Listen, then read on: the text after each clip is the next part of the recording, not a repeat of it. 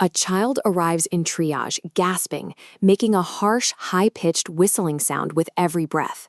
Clinically, we call this stridor.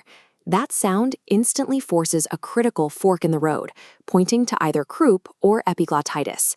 Mixing these two up has severe consequences, whether you are managing a real patient on the floor or facing a clinical board exam. If you treat a rapidly fatal bacterial airway occlusion as a routine viral cough, the patient crashes. Under the pressure of an emergency triage, trying to recall paragraphs of textbook pathophysiology is too slow and prone to error. What you need is a fast, reliable filter. So we use a side-by-side mental model. Take a look at this matrix we call the Pediatric Stridor framework. It splits the symptoms directly into a routine path and a danger path. Forcing these conditions into a strict dichotomy helps separate the noise from the signal, freeing up cognitive bandwidth for actual patient care. Let's start with the heavier hitter, epiglottitis. This graphic organizes identifiers using E. Epiglottitis means emergency, driven by Haemophilus influenzae. As a bacterial infection, it attacks tissue rapidly. This means you need an airway cart and intubation team ready immediately. Croup sits on the complete opposite end of the spectrum. It is a simple, viral issue. Specifically, it's caused by the parainfluenza virus. Knowing it is viral immediately de-escalates the panic in the room. Pinning down that origin right away tells you if you are alerting the ICU or prepping for standard outpatient management. Moving to the physical exam, both share a 2 to 7 day incubation. That is a distractor. Ignore the timeline. Look at the patient. For epiglottitis, we follow the D mnemonic. D stands for dangerous, branching directly to drooling and muffled sounds. The airway is dangerously swollen. The child physically cannot close their mouth to swallow. This open mouth forces saliva out, causing drool and a muffled voice. If you see drool, there is a strict, absolute rule.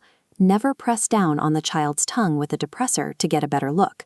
Probing that inflamed tissue triggers an immediate, fatal airway spasm. Croup presents completely differently. Instead of quiet drooling, croup announces itself with a loud, annoying cough, sounding like a barking dog, paired with inspiratory stridor. Listening for a bark versus looking for drool gives you an instant, zero-touch diagnosis without putting the patient's airway at risk. Once you lock in the diagnosis, you have to select the correct pharmacological intervention. Let's look at this 2-column treatment matrix. On the left, we have the bacterial pathway for epiglottitis. Since fighting a severe bacterial infection, your absolute first-line systemic treatment is ceftriaxone. If allergic, you pivot to cefotaxime. Watch the right side of the matrix populate for the viral pathway. Croup is simpler. Manage the inflammation and stridor using dexamethasone combined with adrenaline nebulization. This pathway turns the patient around effectively, avoiding systemic burden of unnecessary antibiotics.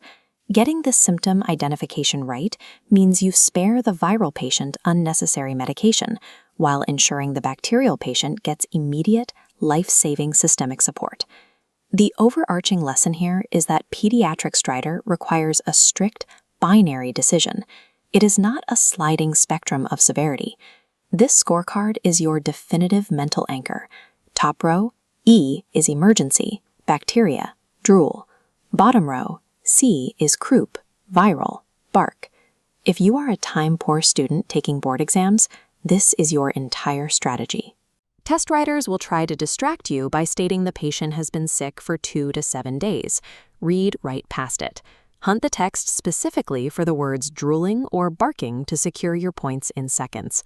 If you are an early career clinician or triage nurse, the application is just as direct. Seeing a drooling child mandates immediate airway backup.